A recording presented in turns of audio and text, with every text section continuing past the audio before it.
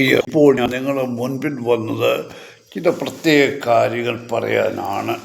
അതായത് ഞാൻ പലപ്പോഴും പറയാറുള്ളത്, കേരളത്തിലെ രാഷ്ട്രീയ പാർട്ടികളും മതങ്ങളും പൊതുജനങ്ങളുടെ രക്തം കുടിച്ച് വീർക്കുന്ന കുടയട്ടകളാണ്. അതായത് പൊതുജനങ്ങളുടെ കാശ് മേടിച്ച് സുഖജീവിതം നയിക്കുന്ന രണ്ട് കൂട്ടരാണ് ഇവർ രണ്ട്. ഒന്ന് വിശ്വാസികളുടെ പേരിൽ അവരുടെ നിന്ന് മേടിക്കുന്നു, ഒന്ന് പൊതുജനങ്ങളുടെ പേര് പറഞ്ഞ് പൊതുജനങ്ങളുടെ ഇന്ന് ഇവരെല്ലാം സുഖമായി ജീവിക്കുന്ന നേതാക്കന്മാരെല്ലാം. എന്നാൽ അവർ നോക്കുന്നില്ല തൻ്റെ താഴെയുള്ള തൻ്റെ സഭയിലെ തൻ്റെ സമൂഹത്തിലെ ആൾക്കാരുടെ ജീവിത രീതി എങ്ങനെയാണ്, അവരെ കഷ്ടപ്പെടുന്നു, അവർക്ക് വല്ല ഇത് കിട്ടുന്നുണ്ടോ, എന്തും ആരും നോക്കത്തില്ല. ഇന്ന് സഭകൾ അനാചാരങ്ങളോ അന്ധവിശ്വാസങ്ങൾക്കും മുൻതൂക്കം കൊടുക്കുന്നു. ഇന്നലെ കണ്ടു നെർണം പള്ളിയിലോട്ട്, ആ പള്ളിയിൽ നിന്ന് ഒരു ചെമ്പും കൊണ്ടുള്ള യാത്ര, റാസ ചെമ്പ് രഥയാത്ര എന്നൊക്കെ ഞാൻ കണ്ടത്. എന്തുവാ എനിക്കറിയാൻ പറ്റും അതിൻ്റെ പ്രയോജനം എന്തുവാ, അതിൻ്റെ കഥ എന്തുവാ, എന്തുകൊണ്ടാണ് ചെമ്പ് എടുത്തുകൊണ്ട്. ഒരു കാര്യം കൂടെ പറയാം, ഈ രാഷ്ട്രീയ പാർട്ടികൾക്കും മതങ്ങൾക്കും എല്ലാം അവരുടെ തോന്നിവാസം കാണിക്കാനുള്ള സ്ഥലം പൊതുവഴിയാണ്. നോക്കിക്കോ, ഏത് മതമാണെങ്കിലും അവർ എന്തെങ്കിലും ഉണ്ടെങ്കിൽ റോഡിൽ ഒരു 500,000 പേര് നിരന്നങ്ങ് പോകും. സാധാരണക്കാരൻ ഒരസുഖം വന്നവൻ എങ്ങോട്ടെങ്കിലും ഒന്ന് പോകണം, ഒരു ഹോസ്പിറ്റലിൽ പോകണമെങ്കിൽ അവനെന്ത് ചെയ്യും, അവനത് ക്രോസ് ചെയ്താൽ അവൻ്റെ വണ്ടിയും പോയി, അവൻ ഏത് ഓട്ടോറിക്ഷയാണെങ്കിലും അത് നശിപ്പിച്ച് കളയും. ഇത് ചെമ്പും മറ്റും കൊണ്ടോ പൊക്കി പിടിച്ചോണ്ട് നട റോഡിൽ കൂടെ എന്തൊരു ഗമയാ ഓരോരുത്തൻ്റേത്. ഏതാണ്ട് വലിയ ഇതും കാണിച്ചുകൊണ്ട് വരുന്ന പോലെ ചെമ്പ്. അതുപോലെ ഞാനൊരിക്കൽ പറഞ്ഞതാണ്, അത് വീണ്ടും ഓർപ്പിക്കുക, ഈ കള്ള പുരോഹിതന്മാർ അവരുടെ ഡ്രാമ കാണാൻ ആൾക്കാരെ കിട്ടിയില്ലെങ്കിൽ അതിനുള്ള വഴി ഒരുക്കും. അതായത് ജനന പെരുന്നാൾ, അത് വെളുപ്പിനെയാണ് കൊണ്ടാടുന്നത്. ജനനപ്പെരുന്നാളിൻ്റെ ശുശ്രൂഷ എൻ്റെ ഓർമ്മ ശരിയാണെങ്കിൽ. അപ്പോൾ ജനനപ്പെരുന്നാളിൻ്റെ ശുശ്രൂഷ നടന്ന് ഏതാണ്ട് മധ്യഭാഗത്തിലെത്തുമ്പോൾ ശുശ്രൂഷ അവിടെ നിർത്തിയേച്ച് ഒരു അനൗൺസ്മെൻറ്റാണ്. വിശ്വാസികളെല്ലാം മെഴുകുതിരിയും കത്തിച്ച് പടിഞ്ഞാറ് ഭാഗത്ത് വരണം, കുർത്തോല കത്തിക്കുന്ന പെരുന്നാൾ, അഗ്നിപൂജയോ ഏതോ അതിന് പറയുന്നത് എനിക്കറിയത്തില്ല, അങ്ങനെ ഒറ്റയാണ്. ഏതായാലും കൊള്ളാം. വിശ്വാസികൾ അപ്പോഴത്തേക്ക് കൊടിയും തോന്നും ഈ മെഴുകുതിരി കത്തിച്ച് പടിഞ്ഞാറ് ഭാഗത്ത്, അപ്പോഴത്തേക്ക് അവിടെ കുർത്തോലകൾ പർവ്വതത്തിൽ കെട്ടി കൂമ്പാരമായി വെച്ച് അത് 4 കുരിശും കെട്ടി വെച്ചിട്ടുണ്ട്. അവിടെ 3 പണ്ടവും ഒരുക്കി വെച്ചിട്ടുണ്ട്, അത് കത്തിച്ചിട്ടില്ല. അപ്പോൾ അവിടെ ചെന്ന് നിന്നിട്ട് ചുറ്റും നടന്ന് ധൂപക്കുറ്റി വീശുന്നു, അത് ചെയ്യുന്നു, പ്രാർത്ഥന. അവിടെയും വിശ്വാസികൾ പാടുന്ന പാട്ടത്താ ജനനപ്പെരുന്നാളിൻ്റെ പാട്ടാണ്. അത് നിങ്ങൾ മനസ്സിലാക്കണം. ഇവരെന്താ ചെയ്യുന്നതെന്ന് ഇവർക്കറിയത്തില്ല. ഇന്നത്തെ മനുഷ്യരെല്ലാം അത് തന്നെയാണ്. ഞാൻ എന്താ ചെയ്യുന്നതെന്ന് അറിയത്തില്ല, എന്തിനു വേണ്ടി ചെയ്യുന്നറിയത്തില്ല, അങ്ങ് പൊക്കോടുക. അവിടെ അത് കഴിഞ്ഞ് 3 വശത്തു നിന്ന് 3 പേരെ 3 പന്തം കൊണ്ട് ആ കുർത്തോല കത്തിക്കും. അപ്പോഴത്തേക്ക് പാട്ടും കുതിരക്കേറും എല്ലാമാണ്. അത് ശരി, നല്ല കാര്യം. ഞാൻ ചോദിക്കുന്നത്, എന്തുകൊണ്ടാണ് ഇവർ ഈ യേശുവിൻ്റെ ജനനപ്പെരുന്നാളിൻ്റെ മധ്യത്തിൽ ഇത് ചെയ്യുന്നതെന്നുള്ളതാണ്. അപ്പോൾ ഇത് ചോദിച്ചപ്പോൾ ഒരു മാന്യൻ പറഞ്ഞത്, അത് വെറുതെ അതിൻ്റെ ഇടയ്ക്ക് അങ്ങ് ചെയ്യുന്നേ ഉള്ളൂ. അല്ല, ജനനപ്പെരുന്നാൾ കഴിഞ്ഞ് കുർത്തോല കത്തിക്കാനായിട്ട് പോയാൽ അവിടുത്തെ നാടകം കാണാൻ വിശ്വാസികൾ കാണത്തില്ല, അവർ വീടുകളിൽ പോവും. അല്ല, പിന്നെ കുർത്തോല കത്തിക്കുന്നു, അതിന് വരണമെന്ന് പറഞ്ഞാൽ വരത്തില്ല. അതിനൊരു പ്രാധാന്യമില്ല കുർത്തോലയ്ക്ക്. കാരണം ഈ പുരോഹിത വർഗം തന്നെയാണ് പറയുന്നത്, വാട്ടിയ കുർത്തോല നിരത്ത് വെക്കരുത്, അവിടെ വെക്കരുത്, ഇവിടെ വെക്കരുത്. പുത്തങ്കാവ് പള്ളിയിൽ കഴിഞ്ഞ വർഷം കുർത്തോലകൾ കൂട്ടി നിരത്തിട്ടിരിക്കുകയാണ് തിരുമേനിയുടെ കവറിങ്കൽ. ഈ പറഞ്ഞ പുരോഹിത വർഗം, ആ നാറിയ പുത്തങ്കാവ് പള്ളി വന്ന് ചെയ്ത ദോഷം ഞാൻ വിളിച്ചു പറയണം. പുത്തങ്കാവ് പള്ളിക്ക് ഒരു ചെറിയ സ്കൂളുണ്ട്, കൊച്ചു പിള്ളേരുടെ സ്കൂള്. അതിന് വാഹനം ഒരു ഒമിനി വാനായിരുന്നു ആദ്യം. വലിയ വാൻ വേണം, ബസ് വേണം. അതിന് വേണ്ടിയിട്ട് ഒരു വിശ്വാസി 10 ലക്ഷം രൂപ കൊടുത്തു. ആ കാശും കൊണ്ട് ഒരു നല്ല ബസ് മേടിക്കാം, സെക്കൻഡ് ഹാൻഡ്. ഏതായാലും കൊള്ളാം.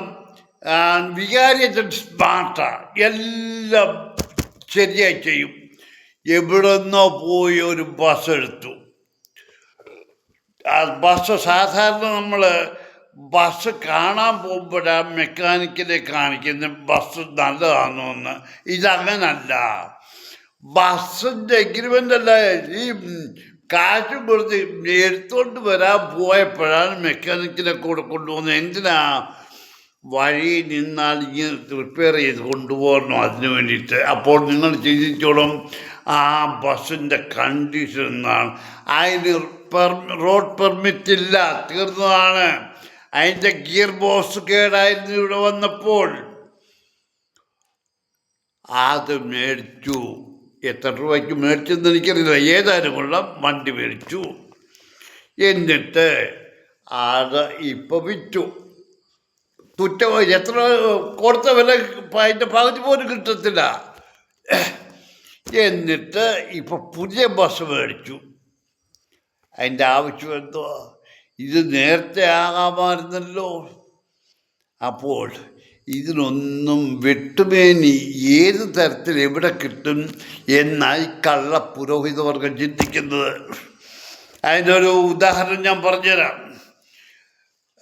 റിഞ്ചി പിക്കോശി അച്ഛൻ ഇന്ന് ഫേസ്ബുക്കിലൊരു മെസ്സേജ് ഇട്ടു. ഇന്ന ഇടവകയിൽ ഇത്ര പേരേ ഉള്ളൂ, അവിടെ ഞാൻ ചെന്നു. അവിടുന്ന് 1 ലക്ഷം രൂപ അവിടുത്തെ വികാരി തന്നു. വികാരിയുടെ പോക്കറ്റിൽ നിന്നൊന്നും അല്ല, കുറച്ച് 10-100 മെമ്പേഴ്സേ ഉള്ളൂ ആ പള്ളിയിൽ. അവരുടെ കീശ ചോർത്തിത. സ്വർഗത്തിൽ പോകും നിങ്ങൾ കൊടുത്തു. വിശ്വാസിക്കതേ അറിയത്തുള്ളൂ. അവർ വിഡ്ഢികളാ. ഇവർ പറയുന്നത് കേട്ടു പോകും. 1 ലക്ഷം രൂപ കിട്ടിയെന്ന്. ശരി, അപ്പം ആർക്കാ രഞ്ജിപ്പ് കോശി അച്ഛൻ ഇത് പറയുന്ന? ആ അച്ഛനാ. അച്ഛൻ വളരെ നന്ദിയുണ്ട് അച്ഛന്. എന്താ എടാ, നീയൊക്കെ നിന്റെ ജോലി ചെയ്ത് ജോലിയിൽ നിന്ന് കിട്ടുന്ന 10 പൈസ ദശാംശം വേണ്ട 10 പൈസ ഏതൊരു പിച്ചക്കാരന് കൊടുക്കുമോ? ഇല്ല, കൊടുക്കത്തില്ല. അവിടെ ഇവിടെ പോയി പിരിവെടുത്ത് ഞാൻ ഇന്നത് ചെയ്തു, 60 വീട് 70 വീട് വെച്ചു കൊടുത്തു. അതായത് ഇവൻ്റെ കുടുംബത്തൊന്നും കൊണ്ട് കൊടുത്ത പോലെ. ഏതെങ്കിലും ഒരു പുരോഹിതനോ മെത്രാനോ സ്വന്തം കീശയിൽ നിന്ന് സ്വന്തം കുടുംബത്തിൻ്റെ കാശിൽ നിന്നോ 10 പൈസ എടുത്ത് കൊടുക്കുന്നുണ്ടോ? ഇല്ല. എല്ലാവന്മാരും സ്വന്തം കാര്യം. എല്ലാ വർഷവും എയർ കണ്ടീഷനിങ് കാർ മാറി മാറി എടുത്ത് സൂക്ഷിച്ച് ജീവിക്കുക. ഇതിലൊക്കെ കാശ് എവിടുന്ന? ഇപ്പോൾ പുത്തങ്കായപ്പള്ളിയുടെ കാര്യം ഞാൻ ഇനി അടുത്ത ചെയ്യുന്നുണ്ട്. അതായത് പുത്തങ്കായപ്പള്ളി നശിപ്പിച്ചത് കഴിഞ്ഞ 3 വർഷം ഇരുന്ന തോമസ് പി നൈനാൻ എന്ന പുരോഹിതനാണ്. ആ പുരോഹിതന്റെ അസുഖമായിരുന്നു 250 വർഷം പഴക്കമുള്ള പള്ളിയുടെ മേളിലെ ഓട് പെയിന്റ് ചെയ്യണമെന്ന്. അപ്പോൾ ശരി ചെയ്തോ, ആ ചെയ്യുന്നവരെ കൊണ്ട് എഗ്രിമെൻ്റ് എഴുതിച്ചോ, ഓട് പൊട്ടുകയോ വേറെ എന്തെങ്കിലും സംഭവിച്ചാൽ അത് റിപ്പയർ ചെയ്യണമെന്ന്. ചെയ്ത് കാണത്തില്ല, ചെയ്താൽ കമ്മീഷൻ കുറയും. അപ്പം ആ ഓട് പൊട്ടി പള്ളിക്കകത്ത് വെള്ളം വീണുകൊണ്ടിരുന്നു. അത് ഞാൻ ചോദിച്ചതിന് എൻ്റെ പുറകെയായിരുന്നു. എൻ്റെ പുറകെ വന്നവർ വീണത് തിന്നച്ച് പോയതേ ഉള്ളൂ, അല്ലാതെ ഒന്നും പറ്റിയില്ല. അതുകൊണ്ട് ഇപ്പോൾ അവരെ ഉദ്ദേശിക്കുക, ഞാനത് ഇപ്പോഴത്തെ പുതിയ വികാരി ഫാദർ തോമസ് അമയിൽ വന്നപ്പോൾ ഞാൻ കണ്ടു പറഞ്ഞു. ഉടനെ പറഞ്ഞു മഴ തീർന്ന ഉടനെ അത് ശരിയാക്കും. മഴ ഇപ്പം 3 ആഴ്ച മഴ പെയ്തിട്ടില്ല, അവിടെ ഒന്നും സംഭവിച്ചിട്ടില്ല. അവിടെ ആദ്യഫല ശേഖരണം 2 ആഴ്ചയായിട്ട് നടക്കുന്നു. വെച്ചുവിളമ്പ് ഊട്ടും നടന്നുകൊണ്ടിരിക്കുക. ഞാൻ പറഞ്ഞു, പഴയ കാലങ്ങളിൽ നേർച്ചകൾ ദേവാലയത്തിൽ കൊണ്ടുവരും, ഒന്നിലെ ഉണ്ണിയപ്പം എന്നെങ്കിലും, അതെല്ലാം ഇന്ന് രാവിലെ ആണെങ്കിൽ ബ്രെഡോ അപ്പമോ കോഴിക്കറിയോ മുട്ടക്കറിയോ. ഇനിയിപ്പോൾ ആദ്യഫല ശേഖരത്തിന് പോലും പബ്ലിസിറ്റിയാ. രാവിലെ ബ്രേക്ക്ഫാസ്റ്റ്, ഉച്ചയ്ക്ക് ഊണ് ഇവിടെ ഉണ്ട്. വിശ്വാസികൾ പോകരുത്, ലേലത്തിൽ പങ്കുകൊണ്ടേ പോകാവൂ. നിങ്ങളെന്തോ ചെയ്യുന്നേ? അവിടെ വന്നിരുന്ന് ചാപ്പാട് ഉണ്ടാക്കി കൊടുത്ത് അവിടെ നിൽക്കുന്ന ഉള്ള സാധനം മേടിച്ചാൽ അതിൻ്റെ കാശ് കിട്ടുമോ? ഇത്രയും നിങ്ങളൊക്കെ എന്തോ ചെയ്യുന്നു? ഇന്ന് ലോകം അന്ധകാരത്തിലേക്ക് പോയിക്കൊണ്ടിരിക്കുക. അത് ഈ രാഷ്ട്രീയ പാർട്ടികളും മതങ്ങളും കൂടി മനുഷ്യരുടെ അന്ധകാരത്തിലേക്ക് നയിക്കുക. മതങ്ങൾ എന്ന് പറഞ്ഞിട്ട് കാര്യമില്ല. അന്ധവിശ്വാസത്തിലേക്കും വിഗ്രഹാര ക്രിസ്തീയ സഭകൾ എവിടെ നോക്കിയാലും കുരിശ് കൊണ്ട് സ്ഥാപിച്ച് ചായൻ്റെ ചവിട്ടി കുമ്പിട്ട് കിടക്കും. ഒരു പിച്ചച്ചട്ടി അവിടെ വെച്ചേക്കും. അത് പോയി കളക്ട് ചെയ്യാൻ എല്ലാ മാസവും ഓട്ടോയിൽ പോകുന്നതിനൊരു പ്രശ്നമില്ല, അത് മറക്കത്തുമില്ല. എന്നാൽ പള്ളി നശിച്ചു പോകുന്നത്, അത് റിപ്പയർ ചെയ്യുന്ന കാര്യത്തിൽ അവർക്ക് ഓർമ്മയില്ല. അതവിടെ കിടന്നോട്ടെ, പോയാൽ പുതിയതുണ്ടാക്കാം. അപ്പം അത്രയും കമ്മീഷനിങ് വരും. ഇതാണ് ഇന്നത്തെ ക്രിസ്തീയ ലോകം. ഈയിടെ ഒരു ഇൻ്റർവ്യൂ പറഞ്ഞു, അന്യനാടുകളിൽ ബാറുകളും അത് ഇതൊക്കെ ആവുന്നു. എന്തുകൊണ്ട്? ഞാൻ ഇതിനു മുമ്പേ പറഞ്ഞു, ഇന്ന് ദേവാലയങ്ങൾ ഊട്ടുപുരകളായി. ഒരാഴ്ചയിലൊരു സദ്യ നടക്കാത്ത ദിവസങ്ങളില്ല. എന്തുണ്ടെങ്കിലും സദ്യയാണ്. ഇപ്രാവശ്യം ഇടവക ദിനത്തിന് 850-1000 പേർക്ക് സദ്യ ഉണ്ടായിരുന്നു ഉച്ചയ്ക്ക്. ചെങ്ങന്നൂർ ബദലേൽ അരവണമെന്നതിൽ നിങ്ങൾ ചെന്നാൽ നിങ്ങൾക്ക് നല്ല വെളിച്ചെണ്ണയിലുണ്ടാക്കിയ എല്ലാ സാധനങ്ങളും കിട്ടും. ഓർഡർ ചെയ്യാൻ അതും ഉണ്ടാക്കിത്തരും. എന്തുവാ നിനക്കൊക്കെ ആത്മീയപേരാണോ? ഇനി അടുത്ത നിങ്ങൾ അവിടെ ഒരു ചെറിയ ഇതും വെക്കും. വഴിയാത്രക്കാർ ക്ഷീണിച്ചു വന്നാൽ അവർക്കിരുന്ന് ഇച്ചിരി വെള്ളം കുടിക്കാനൊരു സ്ഥാപനം, ഹോട്ടൽ, ഭോജനശാല എന്ന് പറയുള്ളൂ. ഹോട്ടൽ എന്ന് പറയത്തില്ല. ഹോട്ടൽ എന്ന് പറഞ്ഞാൽ ബാനക്കേടാണ്. ഇനി അതും അവിടെ തുടങ്ങും. അവിടെ അതും നടക്കും. എന്തുവാ വലിച്ചു വാരിക്കൂട്ടുക. അവിടെ ബിൽഡിങ് മേടിക്കുന്നു, അത് വാടകയ്ക്ക്. എന്നാലും വിശ്വാസികളെ പിഴിയുന്നതിന് ഒരു കുറവുമില്ല. ഈ കിട്ടുന്ന കാശൊക്കെ എവിടെ പോകുന്നു? ഏതെങ്കിലും ഒരു ക്രിസ്ത്യാനി ചോദിക്കുമോ? അല്ലെങ്കിൽ ഏതെങ്കിലും പുരോഹിതൻ ഇവർ കണക്ക് വല്ലവരെയൊക്കെ കാണിക്കും. ഒരു 10 പൈസ ലാഭം ഈ വർഷത്തേത് ബാക്കി. അല്ലാതെ ഇത് പോയത് എവിടെയൊക്കെ പോയെന്നുള്ള സത്യമായിട്ടൊന്ന് അന്വേഷിക്കുന്നുണ്ടോ ആരെങ്കിലും? ഇല്ല. ഇതെല്ലാം ഈ പുരോഹിതവർഗം മോട്ടിക്കുക. ഗവൺമെൻറ് ഹൗസ് ഇല്ലാത്ത പോലെ ഫയലുകൾ ആ ബദൽ അരമനയിൽ. ഞാൻ കൂടുതലൊന്നും പറയുന്നില്ല. നമ്മൾ വിശ്വാസികൾ മനസ്സിലാക്കിയില്ലെങ്കിൽ വിശ്വാസികളെ നമ്മളെ ഈ പുരോഹിതവർഗം അന്ധകാരത്തിലേക്കാണ് നയിക്കുന്നത്. മനസ്സിലാക്കിക്കോ. ചെന്ന് പെട്ടാൽ പിന്നെ തിരിച്ചു നോക്കണ്ട, രക്ഷപ്പെടത്തില്ല. അത് നിങ്ങൾ മനസ്സിലാക്കിക്കോ. ഇന്നിപ്പോൾ എല്ലാവരും ഓരോരുത്തരുടെ മറ്റേ താങ്ങി കാര്യം സാധിക്കും. പക്ഷെ ആ സാധിക്കുന്നത് ഒടുവിൽ നിന്റെ ആപത്തിനായിരിക്കും. സാധാരണ പാവം പിടിച്ച ഒരുത്തൻ്റെ ആ സാധനം നീ കൈമണി അടിച്ച് മേടിച്ചാൽ അവിടെ അതിൻ്റെ തെറ്റ് വരുന്നത്. നിൻ്റെ ഉണ്ടായിട്ടും നീ പള്ളിയിൽ നിന്ന് ദേവാലയത്തിൻ്റെ ഓഹരി മേടിച്ച് ജീവിക്കുന്നു. പാവം പിടിച്ചൊന്നും കൊടുക്കുന്നില്ല. എന്നോടൊരു ദരിദ്രവാസി ശുശ്രൂഷകൻ ചോദിച്ചു, അതായത് കോവിഡ് കാലത്ത് ഗവൺമെൻറ് കൊടുത്ത ഗുളിക, ഹോമിയോ ഗുളിക സാധാരണക്കാർക്ക് അത് മേടിച്ചു കൊടുത്തില്ല എന്ന് ഞാൻ ഇതെഴുതി യൂട്യൂബിൽ ഇട്ടു. അതായത് അന്നത്തെ ബാബ, കാലൻ കൊണ്ടുപോയ ബാബ, അവൻ പറഞ്ഞു അവൻ അന്ന് 250 രൂപയാക്കി കാതോലിക്കാതിനെ പിരിവ്. എന്തിനു വേണ്ടിയാ? കല്യാണം കഴിച്ച അച്ഛന്മാരുടെയും ഭാര്യമാരുടെയും പിള്ളേർക്ക് കോവിഡ് ഇൻഷുറൻസ് എടുക്കാനായിട്ട്. അത് 1 വർഷമല്ല 2 വർഷത്തേക്ക് എടുത്തു. എന്നാൽ ഈ പട്ടി ഒരു വാക്കതിനകത്ത് ചേർക്കാമല്ലോ.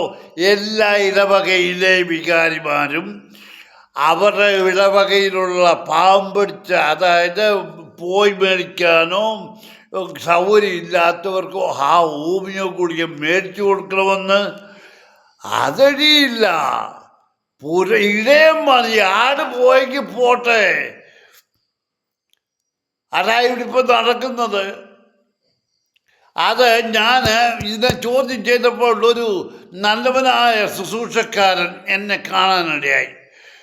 കണ്ടപ്പോൾ ചോദിച്ചു, അച്ഛനാണോ അതിട്ട്? ഞാൻ പറഞ്ഞാന്നു അത് തെറ്റാ. ഞാൻ പറഞ്ഞാൽ എന്താ തെറ്റ്? പുരോഹിതന്മാരുടെ മക്കൾക്കും പുരോഹിതനും ഭാര്യയ്ക്കും ഇൻഷുറൻസ് എടുക്കാമെങ്കിൽ ഈ ഹോമിയോ ഗുളിക എനിക്ക് വേണ്ട, പോയി മേടിക്കാൻ കഴിവില്ലാത്തവർക്ക് മേടിച്ചു കൊടുക്കാൻ നിലവായിക്ക് കഴിയത്തില്ലയോ, അല്ലെ സഭയ്ക്ക് കഴിയത്തില്ലയോ? അത് നടക്കത്തില്ല. കാരണം അവന് പറയാം, അവൻ ഇവിടെ വീട്ടിൽ സുഖമായിരിക്കുക, അവൻ്റെ ഭാര്യ ഗൾഫിൽ ജോലി ചെയ്ത് സമ്പാദിക്കുന്ന കാശ അയച്ചു കൊടുക്കുന്നുണ്ട്. ഇപ്പം ഇത്ര ഞാൻ അവനെക്കുറിച്ച് പറയുന്നുള്ളൂ.